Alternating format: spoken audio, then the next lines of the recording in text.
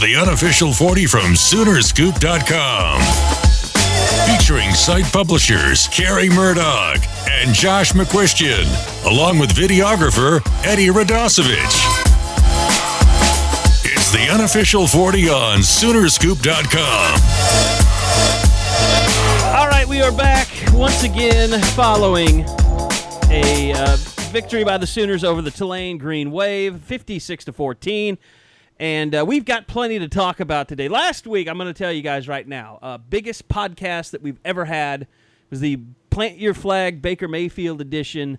Almost 12,000 unique downloads on the podcast. It was unbelievable, the response. Appreciate you guys telling folks about us and listening. I know Josh is fired up today because there's been a lot of new reviews and ratings that he is very excited about on iTunes.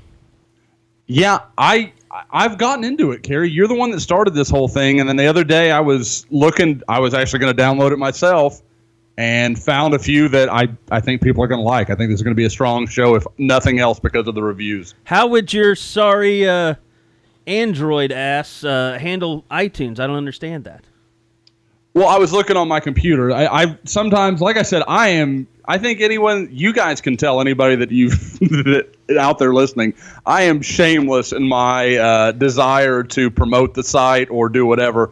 So I will download it on multiple platforms. I'll listen to it on my computer. I'll listen to it on my phone. You like go to like TuneIn and listen to it on that. You go to Google Play. You'll go to Stitcher.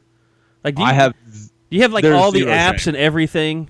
Yeah, and guys, we talk about it. Like, I don't think you guys listen to it after we're done. I literally listen every week. I go back and listen to the whole thing again. Well, I have to listen to it just to do the rundown after it's over with. Yeah. See, but yours is not mine is completely out of vanity to make sure that I didn't make a complete ass of myself. By the way, Eddie is holding up a email. ESPN is demanding not demanding. They're asking if they can use our Baker Mayfield audio from today. I almost said no. Eddie's already been ripped off by Barstool Sports today. Like, not even like retweet. Hey, look, they lifted his video. Got the watermark in there though, so we should be good. The other tiny little watermark. All credit. It doesn't goes even to say Soonerscoop.com. It just says Soonerscoop HD. They know now. How much more pissed would Eddie be if it wasn't Barstool? I know. Here's the thing. Eddie has been... As long as the press saw it, I'll be fine. Eddie has been the earliest adopter of Barstool that I know. Like, I didn't know Barstool existed until Eddie Radosevich just sang their praises all the time. And now I know what it's about. I see that there's a One Bite Everybody Knows a rule controversy from the Louisville-Clemson game going on right now. Did you see that? No. Portnoy went to this Louisville pizza place. Yeah. And they told him 25 to 45 minutes and ended up taking an hour and a half. Oh, no. And so he's ripped him a new one, and now the Louisville Courier-Journal's picked up on it. Really? Blowing it up, yeah. That's funny. So he gave it He did one at the Ohio State game, too. He gave it a 0.2 because of the service was so bad. That's funny. So, like, I that's the bad thing about those things. It's like, you know, he sits in there and does it, and then he goes outside and does the reviews, and sometimes people follow him out, like trying to pressure him into a better review or something. The best one I've seen so far is there was a group of people that waited at the airport in Columbus when they arrived on Friday night. I did see that, and they had a pizza ready for him. And I think he gave a pretty good review. It was like a really good one. So anyway, there's all kinds of madness going on. The Kevin Durant stuff happened today on Twitter, which is just it's hilarious. I mean, him basically outing himself as a fake account, which somebody asked me about that today. Like, would you ever do a fake account? I think that you guys could speak for me that no, I will just fight you with my own account. That is why I had to stop running the Sooner Scoop account. I had to make my own account because Josh was going to lose his mind if I kept fighting people with the official Sooner Scoop. And you were right. I mean, I shouldn't have been fighting people with the Sooner Scoop account, but respect the shield. Yeah. Respect the shield. It's unbelievable to me the lengths that people go to do that kind of stuff, though. It's like that you're that self-involved and that narcissistic. I guess is that what it is? I mean, I could have told you a long time ago that Kevin Durant was a bitch, but now it just is confirmed. Yeah, you're Kevin effing Durant. Why do you care what anyone thinks about anything? He made shoes with soles on them to answer his critics, and then he made the stupid. The red velvet shoe to embrace the cupcake within him. I mean, he is. It's. I almost wanted to use a word that I just shouldn't use in Ooh, public. go for it. No. The thing about it though is he's a bitch. He is, and it just reaffirms everything that everybody's ever thought about him, in the fact that because he is so weak mentally, that it just reaffirms everything that I've ever thought about him, is that he can't make decisions for himself, and he thinks that he has to like go out of his way to have people like him, and he just he fits every criteria of a bitch, and so that's what it is, and that's I would say that's why I have no problem taking shots at him and hoping that he dies. I would say for purpose of this podcast, because okay. By the way, Eddie, demerits for you. You slipped in an F-bomb. I was wondering. And didn't tell me. Like, you didn't even hint. Like, Josh was hanging up because he had to go do Laney stuff. Well, I was trying to close the podcast and get out of here and get it uploaded so we could get to practice, because we're doing these on Monday now. This is our thing now. We're going to do post-press conference podcasts during the season. That's what we've decided. And so I'm trying to do all this stuff, and Eddie just drops an F-bomb without me noticing it. Two things. I thought, well, maybe he just didn't catch it and he's going to catch it later and just didn't say anything. People are still coming up to me on the street saying, how could you let Eddie drop an F-bomb on the podcast? Well, the other part of it is I thought maybe I just didn't say it and thought I did, and then you just didn't hear it. I didn't hear it. I would have done that's something. what I thought. And I would have reacted if I heard an F-bomb being dropped. There's no way. This is how sad it is. I looked for like 45 minutes on Tuesday after people started like talking about it on the boards, and I was looking for a goal, somebody scoring a goal past the goalie. I couldn't find a good GIF of it, and I looked for like 45 minutes of it. I would have had a little bit, but demerits. We're not putting you on blast like we've had to do in the past. Yeah, I didn't call anybody a loser, so we're working up. We're working up. Now you're just insulting your bosses. No, you've insulted the customers. Josh knew. Now you're playing with fire. Josh, you heard that? See, the thing was, last week when you guys thought I was off, I had just muted my mic as I was kind of unhooking everything, and I heard you're like, and Josh is already gone. He left us. And here's the thing. This is what happens. So because of whatever happens with our board and Skype, when you click off, the audio levels just shoot through the roof. So what I was having to do is hurriedly get our levels back down, and that in the middle of doing that, that's when Eddie drops the F-bomb. It's like a good goal point scorer. Just got it in this right when nobody was looking. This will not happen again. Eddie, it was I was doing my best Chris Paul. Just kind of laid one off for Eddie, and just he hit the jumper. It was perfect. All right, at the buzzer. So we're through the company business. We're done. We're moving on. Kevin Durant, for purposes of this podcast, is not the most hated man in the sports world right now. I would say that belongs to Joey Galloway, who Josh is openly defending on the message boards because he has no heart and he's forgot what it's like to be a fan. I believe that with my whole heart. Oh, this is so... See, the problem is, and guys, all three of us in this conversation have been victim of this. Well, Josh said this. Well, no, that's not what I said. Like, that's not at all what I said. And then it becomes like you have to go into 12 other mediums with your fake Twitter accounts to try to deny that these things happen. Like, what the guy said that Joey Galloway said in the conversation that he was referencing was not right. It's not what he said. I don't think you heard that he had multiple conversations about this. Like, I know what one you're talking about. He just kind of passively mentioned Yes. Lincoln Riley and what a good play caller he is and how easy the throws are Baker. There was a time before that, and it wasn't you were probably watching college football final, am I right? That's exactly what it was. That's right. But there was a pre-game deal that he did, and they were talking about Heisman contenders and NFL players that were quarterback in this draft, and he did say that he didn't think Baker Mayfield could be included with the top quarterbacks for the NFL draft because they hadn't made him he hadn't shown that he can make difficult throws. It was on College Football Live. Was that it? On like Friday afternoon or Thursday afternoon. I think you're right, yeah. And the other dumbass, Brock Hurd, was just standing there. Oh, yeah, he was just, like agreeing with them. He triggers me just by the way he looks. But Joey Galloway, I think everybody knows my thoughts on him. It is hard to believe that Brock Hurd played for Washington and the NFL. And like thought at a high level.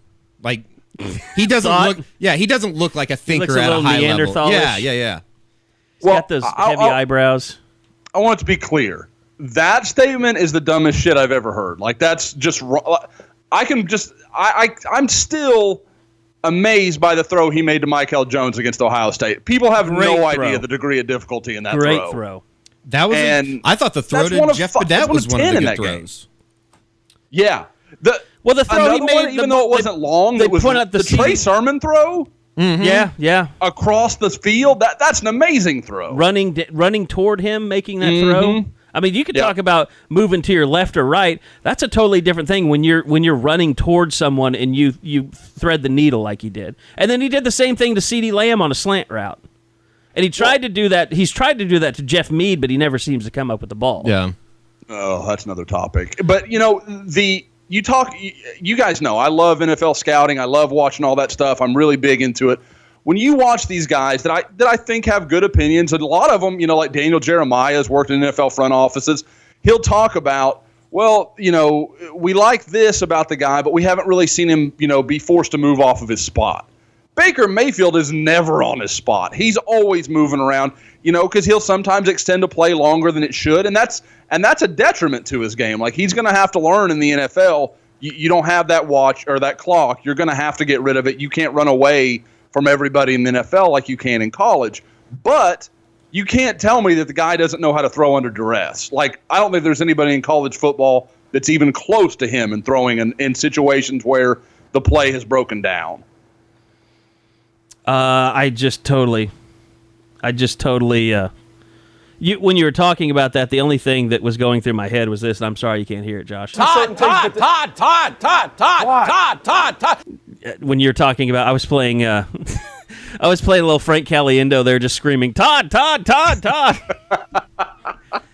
Oh, see, I thought it was going to be Jacob, the voice of modulation. I was like, damn it, I screamed. No, I didn't notice any yell talking there. But like we said, that was he is the most hated man in Norman right now. And I'll say this, I think that might have affected Baker's game a little bit this weekend. I think that Baker might have been trying to show Joey Galloway that, hey, I can make a bunch of throws down the field, so I'm going to go do it. It was one of those things. It was really weird. I can't remember a time when he did force a lot of balls like that down the field, and especially almost forcing the deep ball in a way. There was a couple times that he had guys open underneath, and it was one of those situations too where it's like, are they just working on that? Are they trying to hit those big plays? But because the game was never, I mean, as poorly as it started, the game was never in doubt. I mean, I don't think there was anybody in the stadium or in Norman or in the state of Oklahoma that thought OU was going to lose that game after Tulane took a 7-0 lead. Yeah, well, and here was Baker Mayfield after the game. This was the final interaction with him in his post-game press conference. Did Joey Galloway make your wall this week? Who's that? The guy from ESPN. I don't know who that is. You know? No. The one that said that you didn't have to make any big throws or important throws. Anything else for Baker? Good job, Mike. So that was Baker was smiling the entire time. I mean, Baker knows who Joey Galloway is. There's no doubt. There's nothing better than the denial of somebody of not even knowing someone's existence. And what is he, like a 14-year NFL wide receiver? Well, so like J.D. Reynolds was telling me on our post-game show, like he played with Joey Galloway. Did he really? Yeah, he said he's a douche. Is he? Yeah. Oh, that makes me feel even better about going after him then. I'm sure JD doesn't appreciate me sharing that, but but no, I mean, so that was kind of the start of or the end of the controversy after the Tulane game that was kind of, just other stuff. But the real controversy happened on the field, and that was with CeeDee Lamb getting kicked out of the game for targeting. When Josh, I don't know if you got the game. You must have got the game on pay-per-view because you did Monday Morning Idiot, or you just watched it this morning because it was on at 9. Now I know it's on my DVR, and I want to watch it. I did both. I had it, and then I had to wait until this morning to start the Idiot because I had actually watched it somewhere else and paid the pay-per-view there. So it wasn't targeting. Like I don't care what definition you're looking for, how you try to turn it. He didn't lead with his helmet. He didn't strike the guy in his head or his neck. It was a shoulder to chest. I mean, like that's That's how you teach a guy to block. I said it during the game, like, if that's not allowable, what is? Does Cedarian Lamb just have to wait and let the guy run over him and basically block him because he was a speed bump in the road?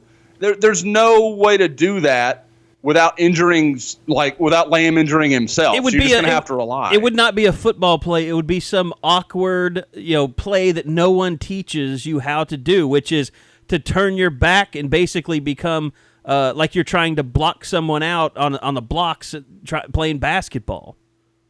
I mean, nobody's teaching that stuff. That's the only way to avoid that. When the flag was thrown, I initially thought they were going to call Mayfield for holding on the outside. Like, that didn't even register in my mind that they were going to call targeting on that. Well, and look, I saw it this way. His shoulder went into the guy's chest. If he would have launched, as the term that they use a lot, his head would have snapped backwards. His head snapped forwards. Yeah. Because he hit him in the middle of his chest, and they called targeting. Now, I'm going to go through a few things here. Here's CeeDee Lamb after the game, and I thought this was kind of comical because he came back at halftime in street clothes. He was wearing his jersey, but then I saw him, and I was like, I think I was even putting it out on Twitter, like CeeDee Lamb is down on the field. And then I noticed is the halftime, they were getting ready to kick off, he went ahead and started making his way toward the tunnel, and he went back inside. But it was obvious, and Eddie, you were a part of this. You got this audio in the postgame. It was obvious that CeeDee Lamb did not want to say anything. Is that tough for you to not be able to play in the second half?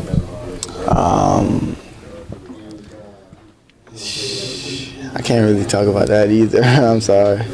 Did you try to sneak out for the second half? I tried. Who grabbed you? My coach Riley. Did you not realize you can't actually go out to the field? I can't really talk about that. So what I find funny about it is, like, why not talk about it? You're a player. The Big 12 can't fine you.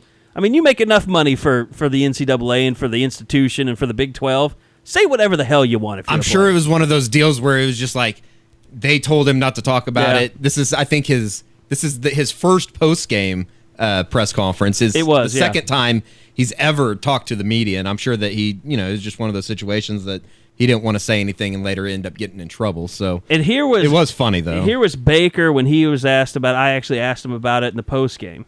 Did you get to see the replay in the stadium? I did. What do you think of it? I'll let Coach Riley handle that one. And Coach Riley did handle it, and here's what he said in the postgame. Lincoln, it seemed like CeeDee was making another big jump tonight with the way that he was playing. Did you talk about what you saw to him tonight, and what did the refs tell you about the hit? Replay seemed to show he led with the shoulder. Yeah, he played well. He played really well, made some big plays, especially the one over there on our sideline that he went up and got was impressive. We expected it was going to be overturned, so I don't, I will keep what they said between me and them.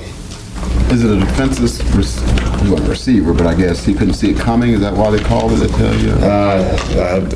I still don't know. I mean, again, based on what I saw and the way we've been coaching our guys, that shouldn't have been called. But if we'll get the interpretation from the conference, and if there's something that I hadn't been doing a good enough job coaching, then I'll need to do better on that. And how helpless you must feel if you're Lincoln Riley, to where you saw the replays. I mean, that jumbo screen is huge at Owen Field. You can't miss it. You saw the replays. It clearly didn't look like any targeting call that we've ever seen before, especially compared to the Jordan Stearns hit against D.D. Westbrook last year, where he knocked him out cold. And Josh, there's the thing about it, like, if you're a head coach, how many stupid rules do you have to know? Just in recruiting. Like, you have to know so many minute, ridiculous, idiosyncratic rules. Like, I'm glad I didn't have to say that. Like, it's to be so helpless that you don't know whether something is targeting or not as a head coach has got to just almost blow your mind. Well, and I thought Riley said it. I heard this part in the press conference, and where he talked about, I could sort of understand it if it was called in real time, because it does. I mean, it looks like one of those things like, okay, maybe we want to take a look at that. But to go and review it and then still feel like it was targeting, at that point, you're kind of like, well, what do I teach these guys? How do I even get this message across? What is targeting? That was the question I had. Like, what the hell is targeting? Like, I thought I knew what targeting was. I thought you asked a good question when you asked him if it had changed at all. Because if that's the only way to explain that, is there some new idea of what it is? Does it change from year to year? Because by that, I think targeting is a great rule. Like, I don't want people to misunderstand. That's helped a lot of stuff that could be avoided. Yeah. But this was just football. If that's going to be called, then eventually you're just going to lose any semblance of your game. Okay, so you mentioned what Lincoln said. That was on Saturday after the games that we heard. Now, today we had his press conference, and he did have a chance to talk to Walt Anderson, although Walt Anderson was doing the Atlanta Falcons-Green Bay game last night, so I'm sure Walt's like, God, I got to deal with this crap now.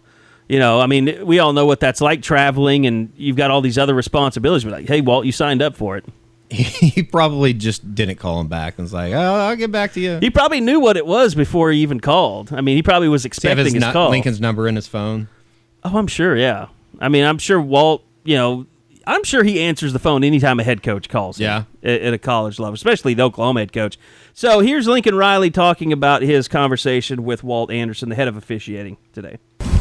I've talked to Walt Anderson a little bit about it. Going to talk to him some more. He was reffing the Falcons game last night, so I'll catch up with him here a little bit more later. Honestly, we were told that they agreed with the call, that CeeDee hit the guy in the head. When I watched it, I honestly had a hard time seeing that. I've watched it a bunch. I understand those things are close, and I understand that they're going to err on the side of safety, and I don't disagree with that at all. But we're going to have some more discussions to make sure that we are doing a good job of coaching our players the right way, and that we totally understand how it's going to be called, and so hopefully we can avoid that kind of situation. Was this a deal where it looked like there might have been some incidental contact between the two helmets that? Well, there's no kind of reaction. Yeah, there's no incidental. I totally agree with the Big 12. He is a defenseless player. When you get in a peel back type situation, that player is defenseless, and we agree with them on that. The question is now, was there contact? Was there head-to-head contact? Was there contact in that above the shoulder area? And I get it, it's close. You look at some of the views and you say, no way. You look at a couple of them and you see maybe. I think the player's reaction, the fact that the head never really snapped back was maybe my biggest point. But I understand that it's close, and I understand that they want these guys to throw the flags if it is close so that they can get a look up top. So I get it, and it's close, and of course when it's your guy, it's harder to agree with it. And you sit there and you listen to it, and you hear a confused coach once again, even after he's been explained. Just the fact that Walt Anderson said, "Yeah, that shocks the hell out of me." Yeah, it's almost like they doubled down on something that is wrong. I love the way that Riley has handled it, and that he's almost saying, well, maybe I'm the idiot for coaching the wrong way when everybody knows. Yeah, it's a terrible call. You guys have been giving us this roadmap, and now I feel like I don't know what you told me. It has to be like less than 10 guys on offense that have ever been suspended. Kicked out of a game, right? I think there's been 5 this year. For targeting, really, offensive guys. That's surprising. Calvin Bundage from OSU got kicked out of the game. He's on defense, though. Yeah. Oh, you mean offensive guys. Like an offensive player. Aaron Ripkowski got kicked out for targeting. That's right. I forgot about that. Against Kansas State. And they ended up losing the game, didn't they? Mm-hmm. I completely forgot about that. Yeah, but it doesn't happen often. And that was the thing. I was like, okay, so if that's targeting, maybe that there's some... Because you know how it goes. Officials come up with a point of, emphasis from year to year where they start, like this year, it's supposed to be coaches getting too far off the sideline. That's their point of emphasis, that they're going to throw flags if you're a coach and you're getting too far out on the field. So everybody's got their get back guy. But we heard about that. I'd never heard of a point of emphasis on targeting going into the season. So I'd ask Lincoln Riley, what's changed? Is he supposed to announce his presence there? What's I'm going to block you now. Is he supposed to announce himself, or is he supposed to run along with him and kind of just get Yeah, no, you can't get anywhere near the head, and that's so if that's how it's going to be called, we're going to have to be more conservative about our approach with it. Just trying to be clear, is there been a subtle change in the rule, or is the rule still the same as it was a year ago? No, it's still the same. I just think the level of enforcement, is continuing to get stronger, and I think the thing that I see is if you're going to tell officials to throw anything that's close, then in my opinion, it should be clear evidence that it absolutely 100% happened because of how severe the penalty is. If the penalty was just a 15-yarder, not an ejection, I get it. But in my opinion, the fact that it also brings along an ejection, let's make sure that he 100% hit him in the head. And I don't think either one of us can sit there and say 100% either way. That's the problem I have with it. We're going to kick a guy out. That replay ought to absolutely, beyond any doubt, confirm it. And I think that's where maybe there's a little bit of maybe an area we need to look at. So, Eddie, you were at the stadium later than I was, and they passed around statement from the pool reporter that is every game there's a pool reporter designated to talk to officials about controversial calls in the game. For this very reason, actually. And I don't know, do you have that? Because I'm trying to find it right now. But it essentially, here, we don't even have to read. It was like 9-1-4 or something like that. Yeah. But, if you read this... Here, you want to... No, you go ahead. It basically... It's Rule 914. It's basically saying you can't touch another player with any body part. Right. It makes no sense. It says... Rule 9-1-4 is no player shall target and make forcible contact to the head or neck area of a defenseless player with a helmet, forearm, hand, fist, elbow, or shoulder. This foul requires that there may be an indicator of targeting. Targeting means... Okay, you stop right there. Okay. Go back to the things that you can't make contact with. You cannot make contact with the helmet, the forearm, hand, fist, elbow, or shoulder. To an area of the head. To the area of the head or the neck. He hit him right square in the chest. It makes no sense. So and then further it says, so in this instance we had a defenseless player. That's note number 2. That's note number 2. Number 7 is a player who receives a blindside block. That means he doesn't see it coming and there's no contact to the head and neck area. That's what was ruled. And then the follow-up question was, how did the replay booth explain why the call was confirmed? And it just says, they confirmed it. That gives no explanation. Go ask them. I don't know. Exactly. Well, that's the thing.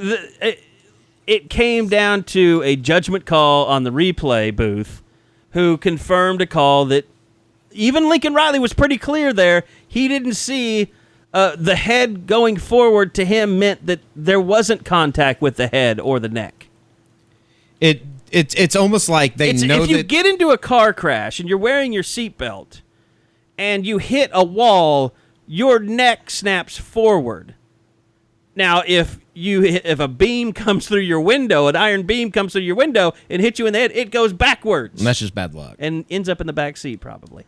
But I don't know. We could sit and argue till we're blue in the face on this thing all day. It's obvious that Lincoln Riley feels like it wasn't the correct call. Right. And he did say he wants to have further discussions with Walt Anderson. I mean, for all we know, Walt hadn't slept last night and really didn't get to see it. From what I heard, they missed a couple calls in the NFL game, too. I don't think it mattered. I was so done with football, I wasn't going to watch Atlanta. Atlanta's just like, I don't know, I can't watch Atlanta. I will sidebar and say the new stadium lights it's awesome. Is incredible with the LED. Well, they had 2 college games there already. Oh, yeah, that's right. Okay, so let's just move on. I mean, I think we beat that horse to death. I'm sure that will continue on the message boards, and that's fine. That's what we're here for. Back to the game, coming out of the game, conference play opens against Baylor. It was kind of interesting today hearing Lincoln Riley talk about his relationship with Matt Rule, that he was at Temple while he was at ECU, the amount of respect that he has for him. They're 0-3, and he's trying to do everything he can to convince his team that they're a very dangerous 0-3 team. Josh, you've probably had a chance to watch Baylor more than I've just looked at their stats, seen some. I watched some of the Liberty game. To me, they brought in is it Zach Smith? Is that the backup? Right. They brought him in last week, and I think he threw 4 picks against Duke. They are, Carey, it's kind of what we talked about. You talked about, I don't see this offense working in the Big 12 and that sort of thing. I predicted I don't know they'd finish last in the Big. Unlike Joey Galloway, did. I predicted that they would fit, but I didn't know Kansas was going to be this horrible. Well, the thing with it is Rule talked about it before the season, like, we've got to marry, what's here versus what we want to do, and he acted like he realized that was going to be two different worlds. But yet, when you watch it, like it's clear that they don't have a direction of what they want to do offensively. He wants to be what he was at Temple, but he has the personnel in a very limited capacity to be what they've been at Baylor, and he has no offensive line. Yeah, a very bastardized version of what they've been at Baylor, which is they've got a couple of receivers, they've got a couple of quarterbacks that can throw it down the field, they got one running back and a terrible, like you said, a terrible offensive line. They do get some guys back this weekend, don't they? I mean, because I basically, their first 3 games have been, everything that I've seen coming out of it is, they're starting 15 true freshmen, and I mean, is it as bad as that is? I mean, is it just that bad right now out of Waco? I'm curious to know if we're going back to the old Floyd Casey days where there's going to be as many OU fans as Baylor fans in the stands. It will be, and that will be insane just for the fact, all I remember from the new stadium is the only time that we've been down there to one cover time, it, yeah. is the 15 game when that was peak Baylor, wasn't it? I mean, they were ranked that be called like peak 2 Baylor? or 3 in the country at that time. Yeah, I mean, that was the first night that I think. Well, I guess the Tennessee game makes it a little bit different, but that was the first night that it was like, holy shit, Baker Mayfield is doing things that are just unreal, at least for me. Let's take you back in time a little bit. This was pretty interesting at the press conference today. Baker Mayfield was asked about coming in as a red shirt, or when he had to red shirt and he's transferring, and it was 2014, and that OU team was ranked number 3 going into the TCU game that year. Remember that? I mean, they were. I'm trying to think just the overall lineup there, but I mean they were really highly ranked. A lot of people. They were coming off the Alabama win the year before. And remember, 2014, they finished 8-5, and half the staff got fired. But this was kind of funny, Baker Mayfield, today at his press conference. Baker, when you transferred in 2014, I think at this point in the year, you guys were undefeated and ranked number 3, and it all kind of fell apart over the next 2 months. What do you remember about that team other than just running a scout team? I blame Katy Perry. No, the team... We had a great team. You look at the guys and the leaders they had in that team. There's a lot of guys that are playing big-time football in the NFL now. And so you had the key points, but I think it was about the focus and realizing that although you're ranked high and everybody's patting you on the back, you still have to go do your job. And so I think that team had all the talent. There's no question about it, but it was about focusing in and having that leadership on the team that making the young guys realize you got to keep pushing, and you just got to take it 1 week at a time. You don't have it figured out, and so you can look back on it after the season, but for now you got to take it 1 game at a time. And remember, that was a year they started out the season playing Louisiana Tech and Norman. They then beat Tulsa in Tulsa, and they beat Tennessee at home. And then beat West Virginia in Morgantown. That was when Samaje Perine emerged for the first time. And so they're going into that TCU game. They're actually 4-0 in 2014. And they lose that game. Remember, they brought in true freshman Jeffery Mead at the end of the game to put him in the end zone, and then Trevor Knight threw the ball out of the end zone on the Hail Mary try. But it was just, from there it was just a disaster. That was when Baylor came in and literally paralyzed Trevor Knight in that game. You remember? Yeah.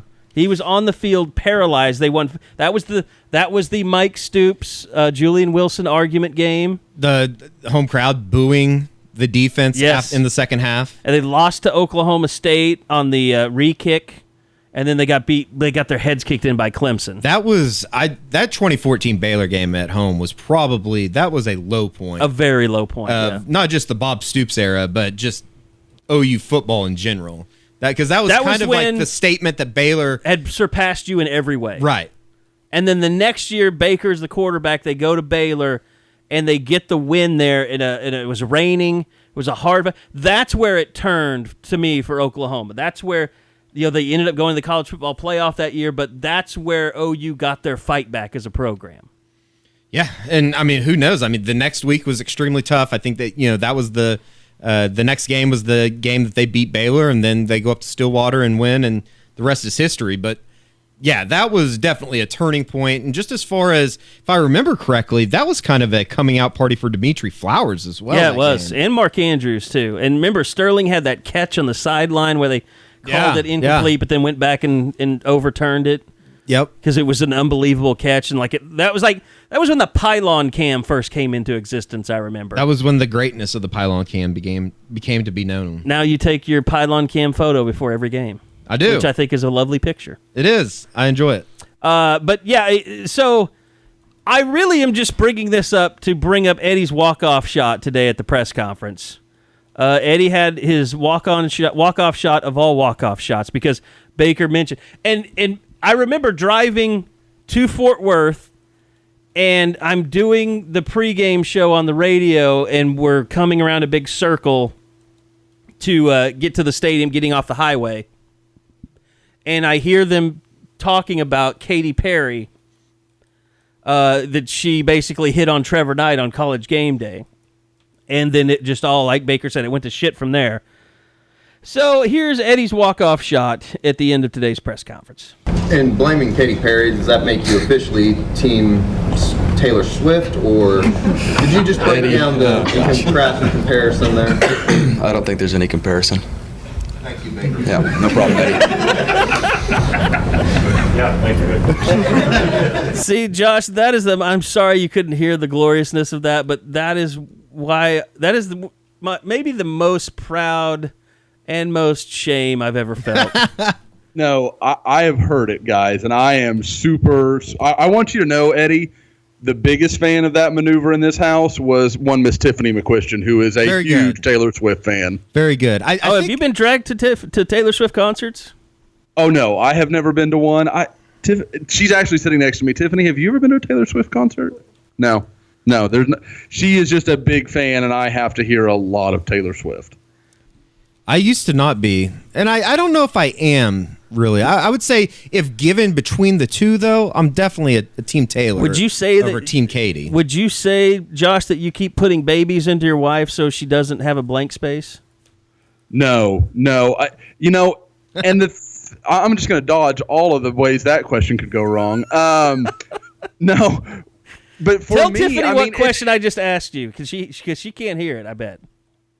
I don't think she heard it. So, no, we're going to go past that. But no, the question with Katy Perry and Taylor Swift is just what side, like, do you like the girl next door or do you like the skank? Like, there's only two ways you can come out on that. Well, Taylor Swift is a skank. They're both skanks. Taylor Swift is, like, that's what bothers me. I talk to Tiffany about this all the time. Like, her last album, she was trying to be like, I'm cool and I don't, like, I sleep with lots of guys and whatever. And now it's like, I'm a badass. And I'm like, you're freaking Taylor Swift. Like, tone it down. Know who you are.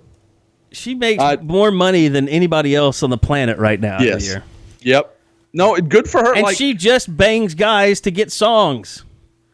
Like, she's got to be the craziest girlfriend that anybody's ever had. Oh, I don't think there's any doubt that she is. She literally uses men so it goes horribly wrong, and she has inspiration to sell more music and go on tour. Pretty genius. That was a business model. She's singing to 13-year-old girls about this stuff. It's creepy. Pretty genius. I knew lots of girls in college that could have written on that style. Yeah, at least she's getting paid out of it. Yeah, good for her.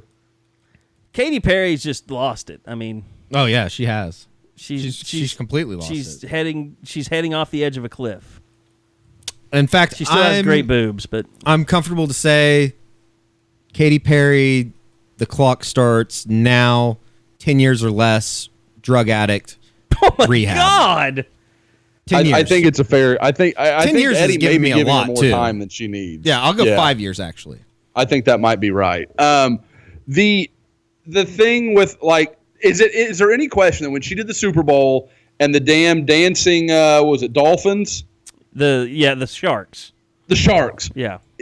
From that minute on, it's just been downhill for Katy Perry. Yeah, I mean, her last album it's not any good. It's not getting any radio play. So that's enough Katy Perry breakdown, I think. Yeah, it's more than enough. Okay, on to Baylor, on to injuries. I know that's what a lot of people want to know about. Lincoln Riley did speak to injuries today coming out of Tulane. What's the injury situation? It's pretty good. I think it's we're going to kind of see how a few of these guys respond. I don't think there's any new injuries from the Tulane game that would hold anybody out from Baylor. There's still a few guys from the previous weeks that, Robert Barnes, Will Johnson, Cody Ford, a couple of those guys that we don't know on yet. So Robert Barnes, Cody Ford, Will Johnson, the guy's questionable. Hopefully Ben Powers can get healthy. His ankle was so taped up. I mean, it's really taped up. It was obvious. I don't know. You did the Monday Morning Idiot, Josh, but I don't know if you know. It seemed to me just watching in the press box like he wasn't moving all that well at times. Are we talking about Mark? Sorry, I missed the name we're talking. Ben Powers with his ankle tape. He didn't look right. I don't know what the deal was. The whole offensive line, like everybody kind of talked about, the D-line got shoved around. I thought the whole offensive line looked a little discombobulated early on. They had those 2 early runs to Sermon that didn't get anything, and it was really just about missing blocks here and there. He wasn't moving. Like, he was still the guy that if OU could just put him in a tight space, he was okay. He would get but on you. You definitely didn't see him pulling much or moving out in space. Yeah, I mean, to me, that goes back, and you were highlighting some of the blocks, like when, what was it, Cody Ford lifted, was it Bosa or Hubbard off the air, lifted him off the ground on a block that they had on a pulling block. Like, that offensive line was getting after it at Ohio State. Like, you could talk about Baker and the, skill guys and Obo and those guys having an emotional letdown, but those offensive linemen were as jacked up and emotional for that Ohio State game as I've ever seen a unit. Yeah, I don't think there's any question. I mean, you were seeing guys finishing blocks, guys working really well to the second level. Like it was violent, and you could tell Oklahoma came in there. They embraced that whole idea of, okay, this is the best D line, we're the best O line. Let's figure it out. Let's see what happens here. And I thought, I don't want to say like Ohio State backed away from it, but I didn't think they were willing to match Oklahoma's physicality. And then you fast forward a week, and Oklahoma looked like a team that was just walking through the motions. Yeah, and I know a lot of people want to know about Mark Andrews. Of course, it looked like he got dinged up again. There was a time when he came over to the bench. He didn't start coming out of halftime. He came over to the bench before halftime, slammed his helmet down, was sitting on the bench, and you saw Jim and Scott, looking at him, the trainers for OU, and then he didn't even get up when the clock hit 0. He kind of sat there for a minute, was slow to even get up and get back to the locker room. Lincoln was asked about Mark Andrews moving forward. Is it safe to assume that that's kind of a nagging injury with Mark Andrews? Are you contemplating getting him 100% healthy before he goes, or is he back in? No, he's really close to 100% now, and we expect he'll be 100% by game time. I asked Mark Andrews, like, what were you pushing it on Saturday by playing? And he said he wasn't. So, and he confirmed kind of what you had put out there, Carey, about the quad bruise. So he did say that that's what he has. I would love to see what that looks like. Just to see. It's got to be just a giant purple mess. Yeah. Probably something like that. I got to imagine it's one of those things where you look at it and you're just like, gee, many Christmas, put that thing away. I still am kind of troubled by the idea that they actually let him play. I would have just told him, you know what, you don't need to. We can win without you today. Sit a game. I mean, that's basically what they did with Cody Ford, isn't it? Well, I think you're dealing with a concussion there. A little bit different. It's a little different situation. And Doctors the other one that was, I was kind of glad that was cleared up was A.D. Miller. He's been nursing the nagging injury. They didn't specify on what it was. Were you really glad? Yeah, because I want to know what the hell's going on. I see him every game. Well, you see Jeffery Mead every game, too. A.D. Miller will have more of an impact on this team than Jeffery Mead. There's no doubt about it. That's a really difficult call, Eddie. I mean, you're going out on a limb there. Let me just give way to go, Eddie. You prognosticator of prognosticators. Well, hear me out. Jeffery Mead. I don't have to hear you out. Jeffery Mead is no good. Well, I that's what I was getting ready to say. I was going to say that Jeffery Mead should have to come into I don't know if it would be kangaroo court, but some kind of court system at the University of Oklahoma and tell reasons why he should still be on scholarship. Here is Lincoln Riley on A.D. Miller. An A.D. Miller status. Yeah, he's had a little bit of a nagging injury from camp. It's really, really close, but not quite ready to go yet. So we're pushing him through. We're hoping to have him back here in the next week or so. Is the nagging injury that he's lost feeling in his hands? Because he's walking around he's been at every game just in street clothes. Yeah, I don't know. I do not know what the situation is. It was really weird because he practiced that very first day that we were able to go get B-roll, and then I didn't see him out at the practice field after. I mean, he was out there, but he didn't participate any more time after that. Okay, there's something else that happened today because I want to get to some recruiting since it was a big recruiting weekend, but just kind of something big that was said at Lincoln Riley's press conference today that I know has some people triggered, and we're going to have a discussion after we play the audio here. Here is, I know there's a guy on afternoon radio right now just losing his mind over this. Here's Lincoln Riley. Lincoln, I know you probably weren't paying that much attention to Parnell. No, that was the wrong one. Here is what some people are losing their mind over. What's going on with Lampkin? Yeah, we sat him last week. He had a situation from the spring, academic-related situation that we sat him last week, but he'll be available here for us from here on out. Selective suspension by Lincoln Riley, which that happened a year ago too, remember? Somebody got suspended, played in the Houston game, didn't play the next game. Yes. Who was that? That did happen, though. Yes. You're thinking right. Seems like it might have been like Roma or somebody like that. Maybe. Was it Charles Walker? It could have been. Before he took vacation? Either way. It happened to say. Look, beautiful. This is my point. Like, embrace it. Look, if it's like a class thing, he didn't go to class or something in the spring. And, well, first let me preface it by saying this. Du'Vonta Lampkin playing against Ohio State did not determine whether OU was going to win or lose that game. I don't think he even played until the second half. No, I don't think he did either. But here's the thing. People are going to lose their mind over it because they think that, that's BS. I don't give a shit, to be honest with you. I don't care.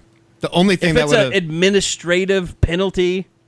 I mean, I look at it this way. The SEC doesn't even have a plan for guys like Tyrann Mathieu that can fail 17 drug tests before he gets suspended.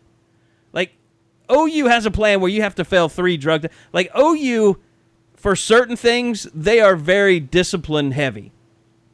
If you're a coach, you lose guys all the time because they're smoking weed. Why not get it back if a kid's just not going to class and play him in the games you want to play him in, especially early in the season? I have no problem with it at all. I love it. I absolutely love it. The only thing you love it because it pisses people off, like Jim Traber. Well, yeah, I mean, a nobody like that. Somebody would get pissed off about it, but he's only one of the most listened to radio hosts. We won't get into it. That's fine.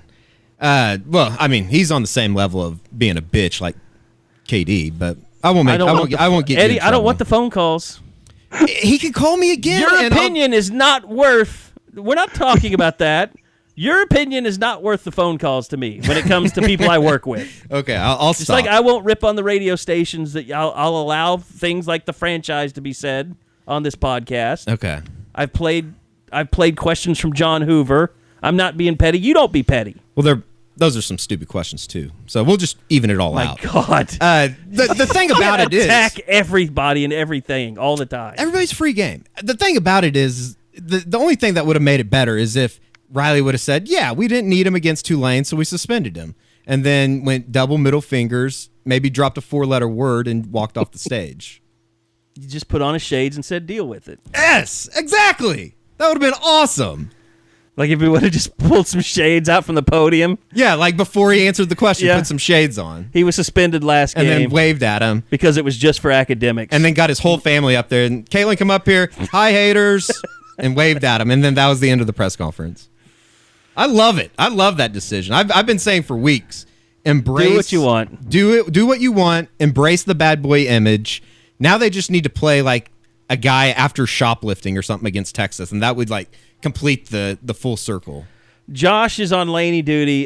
He doesn't have much time left, so I want to get to recruiting this weekend. Josh, wow us with your knowledge, Mr. Guru.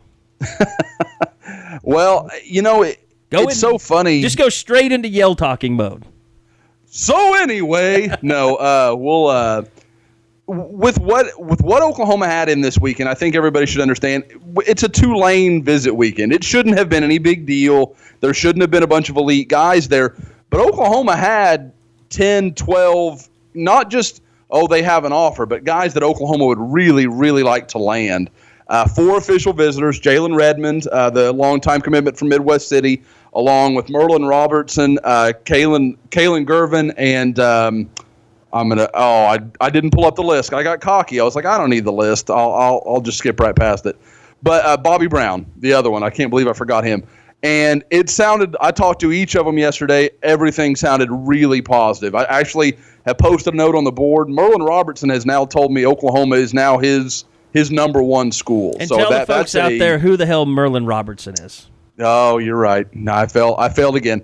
I should say the 3 that I'm talking about that are not committed, Kalen Gervin, a cornerback from Detroit Cass Tech, Merlin Robertson, a linebacker from Gardena Serra in the Los Angeles area, and Bobby Brown from Arlington Lamar in the Dallas area. Those are all Rivals 250 guys. These are not just, a guy that OU likes. These are guys that everybody in the country are recruiting. So these are big-time guys. But Robertson is from Serra, which is one of the most talent-producing programs in Southern California. They put out 5 stars with almost unbelievable regularity. So for him to come back and say OU is his number one school after his visit, I think that's a great sign for OU. They still have some work to do. I've heard a lot of talk that he would like to stay close to home. He's very close with his family, and so that may be something that plays a factor down the line.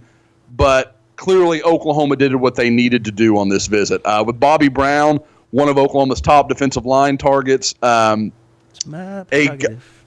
guy that like I said, I talked to him, had a chance to do a full interview yesterday. I thought everything went really well. He wasn't as committal as Robertson about, these are my top schools or anything like that. He's still going to take some officials. I think Alabama and Florida State are surely going to get them. Texas and A&M could also get visits. What's interesting is there, again, a lot of buzz that he wants to stay close to home, and everybody's kind of thought for a while that might work well for A&M. Well, A&M, I think we all know the writing's kind of on the wall there. So it could work out really nicely for Oklahoma. And then finally with Kalen Gervin, things went a little quiet with him. I'm still interested to see what's going to happen in Oklahoma's defensive back recruiting. I have a feeling that for the right guys, maybe there's 2 spots available, but I think there's only one, and I'm not sure Oklahoma's ready to give up on some of their safety targets. So we'll kind of have to see how that plays out. It's entirely possible that Oklahoma may have to walk away from him, one of the top probably 25 corners in the country. So that kind of tells you how this class could close if things go right for OU. The other guy that's really notable is DaShaun White, the A&M commitment that committed to A&M late in the summer. Tell us real quick just how that developed. Like, was it a surprise? Was it something that you felt like the staff really worked to be able to get him in? Was it planned ever since he made his commitment that he was going to come back to OU? No, it wasn't. This was something that really got born out of that win. We talk all the time about, guys, they don't react too much to wins or losses, that kind of thing. Oklahoma got a lot of bounce out of this Ohio State win, and I think there is some more news that will come down the road. I don't mean to tease too much, but there are some things I'm hearing that sound really good for the not-too-distant future that still relate to that game. So I think with White, when I talked to someone literally within an hour after completion of that game, probably about the time Baker was making his way back in from his flag plant, we're already hearing from people. There were guys that, like I said last week, that were on official visits that were reaching out to OU and wanting to talk to them. Well, one of the people I talked to said DaShaun White's a call that OU is going to make. Like that's going to happen. And almost immediately he set up an unofficial visit. What was interesting is he told some A&M sites, including, Carey and Eddie, our old buddy Jason Howell, that he was going to be at A&M last weekend, and he kind of tried to keep it under wraps, and then it finally became clear that, people around College Station found out, and he kind of had to own it late Thursday, early Friday. And so he took that trip up, really hadn't let anybody know, and to me that's a sign when you're starting to look in another direction. And I think OU made it very clear with him this weekend, hey, we've got very few spots left. I think 6 or 7 is probably what OU's looking at as far as remaining spots in this class. And if you want to get one of these spots, you're going to need to jump soon because, like I just said, you've got Merlin Robertson coming in. You've got Raymond Scott coming in later on in the season.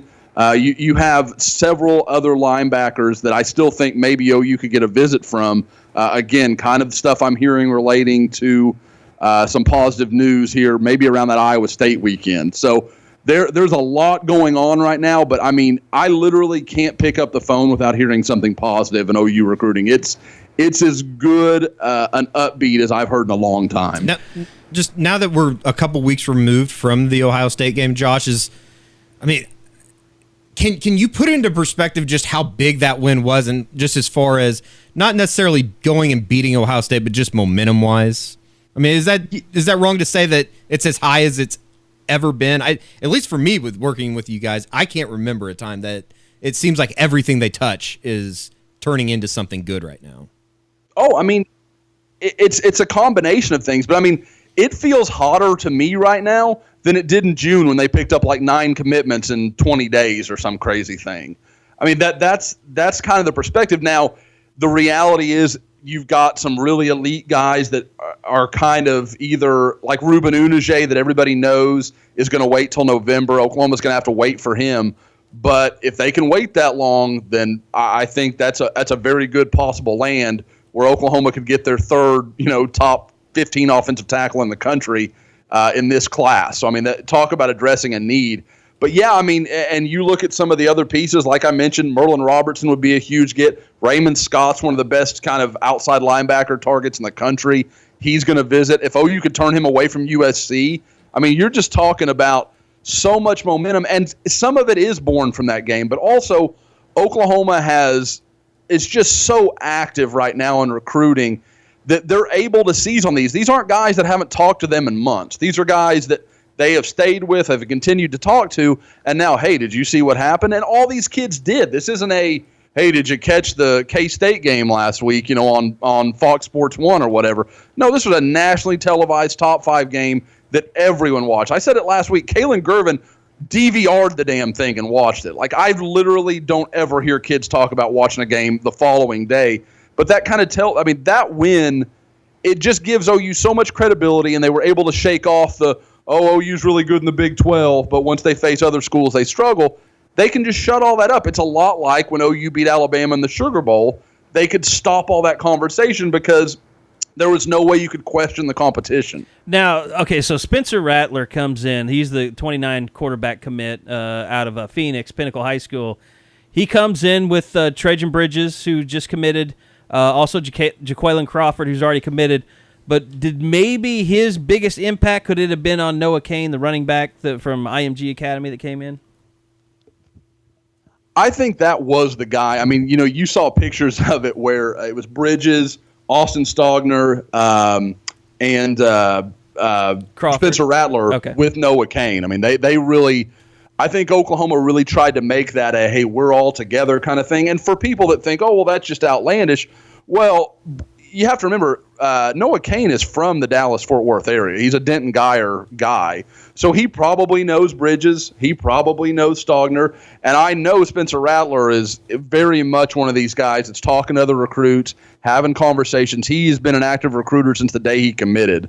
So I think that was a big chance for Oklahoma to present some things of, look at all the pieces we've already put together. We've got 3 Rivals 100 skill position guys already committed. Why don't you come and be the next one? And that I talked to Noah Kane. I guess he's one of the guys I did leave off of that initial conversation. But Oklahoma did very well with him. I think he was very impressed. He was very talkative. I've already done full stuff with Bobby Brown, Merlin Robertson, and Noah Kane. We'll have stories coming on all those guys. But I don't see how anyone, even the gloomiest of Oklahoma fans, could find anything negative about anything those guys had to say. What was any feedback on Emmett Gooden, the defensive tackle from Indy Community College? It's an Arkansas commit that visited. I can't help but get the feeling that is more of a, maybe if some spots opened up or things didn't go quite the way that, I think they're going to go over the next few months, that maybe a spot opens up for Emmett Gooden. I don't think right now, if Emmett Gooden tried to commit to Oklahoma, that he could. That's my impression talking to people. I think the focus is on more of those either 3-tech or 4-tech, kind of depending on what OU wants to do with their alignment. Guys like Bobby Brown, Daniel Carson, and Ronnie Perkins, the two from Missouri. I think Oklahoma wants 2 of those 3, and I think they might be done on the defensive line after that. Wow. And I can't think, was there much feedback you got from the facilities? I don't know that it came up a lot in some of the conversations. Like, when they first started showing kids and that sort of thing, it always came up because I would make a point to bring it up. But it was one of those things where I want to see, do you want to talk about it? Is that something that you noticed? I don't want to make them talk about something that, is just kind of ambiguous to them. It's not something that they're really that excited about. So I kind of left it alone, and I don't think it came up any. But certainly any guy I've talked to this point, it says OU's facilities are as good as any in the country. I mean, that's I got to think that's a guy almost like unanimous. I got to think a guy like Merlin Robertson. I mean, you go to USC and you go to Oklahoma, and you're like, no comparison when it comes to facilities. I mean, USC stuff is it's rough. Oh yeah, Never been out there. Well, and just look at the Coliseum. Yeah. I mean, that's nothing. These people care about college football? Actually, they care more about college football than they do pro football. Because I saw that. USC and Texas had a larger attendance than both the Los Angeles Chargers and the Los Angeles whoever else Rams. Yeah, I did see that, and they played at the same stadium. The one picture of the Coliseum at USC Texas and the picture of the other one was very, very bad. Like, LA's had time to buy in and make USC theirs. Yeah. I mean, and a lot of that's Pete Carroll's doing, and it's still Pete Carroll's doing because Todd Helton hasn't exactly taken him to that next level yet. But those aren't all the USC grads going to those games. No, By the way, did you see the photo of Nick Harris partying? Yeah, that was funny. I saw that on College Football Reddit. He was just going from tailgate to tailgate at the USC Texas game. All right, Josh, I know you're excited and you got to get out of here, but you're excited about ratings and reviews. We've got to get to it. I don't want to miss that part. But yes, after that, we have Lainey swim class. She's going to Level Mermaid, so we're pretty excited about her. Level Mermaid? No, I'm just kidding. She is a really good swimmer for her age. Like it runs in the family. Yeah. Hey, all parents say that. Josh they is an do. Olympic They do. swimmer. Yeah, I should say I did it all when I was a kid. So I'm not gonna say like I know what I'm talking about, but I was around swimming a lot when I was a kid. I don't want to be that guy. There's only 2 more. We're like 2 years away from Josh waking poor Lainey up at like 4:30 in the morning. Let's go. We got to get in the pool. The Olympics start in 10 years. Well, hey, she's gonna. You guys have met Tiffany. Tiffany is 5'2". Her future is not in the WNBA or anything like that athletically. Nobody's future's in the WNBA. Yeah, well, that's true. Yeah, if we were banking on her taking care of us into our retirement on the WNBA paycheck, we'd be in bad shape. All right, so you got to get LPGA Solheim Cup. You got to get the swim class. We've got to do some ratings and reviews. So there's been some interesting. I got to say, the folks out there, you guys are bringing your A game on the reviews. We'll first start out with 5 Iron Zach. This is a standard 5-star. We appreciate all the reviews, especially the 5-star ones.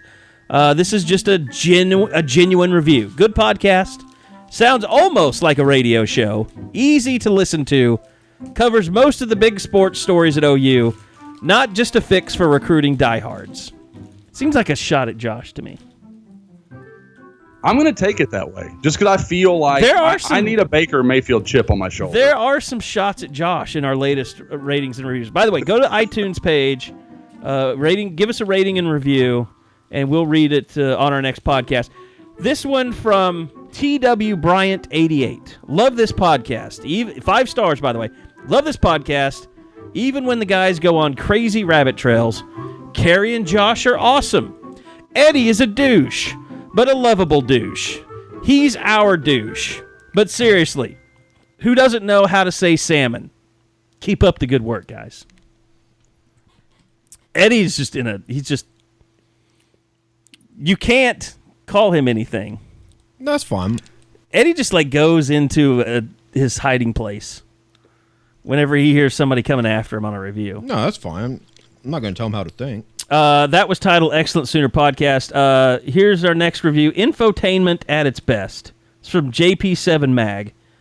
If you love all things Sooner football and aren't allergic to fun, this is your podcast. If you are offended by player celebrations, such as flag planting, then Eddie and I think you are huge. P-U bleep bleep Y, and this isn't your show. I can't put that together. I don't That's even a know fan. There is some Eddie love. It's an All-American right there. In our recent podcast reviews. Here's a 4-star review. Nice podcast from Lolz, L-O-L-Z. I don't know if I trust someone's review if they're still using L-O-L-Z.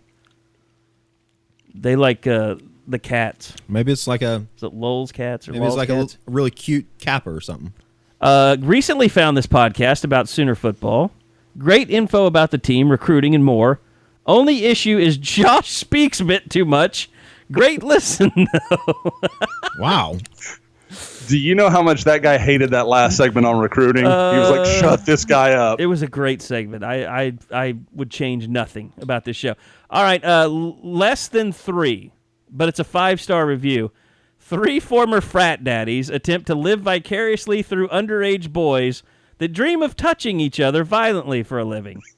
Podcast includes topics such as the abilities of underage boys to touch each other, their road trips to visit said underage boys, their preference in the shapes of underage boys' heads, picky eating, their constant verbal abuse of fans, the use of cheap beer as a rally cry. Just listen to it.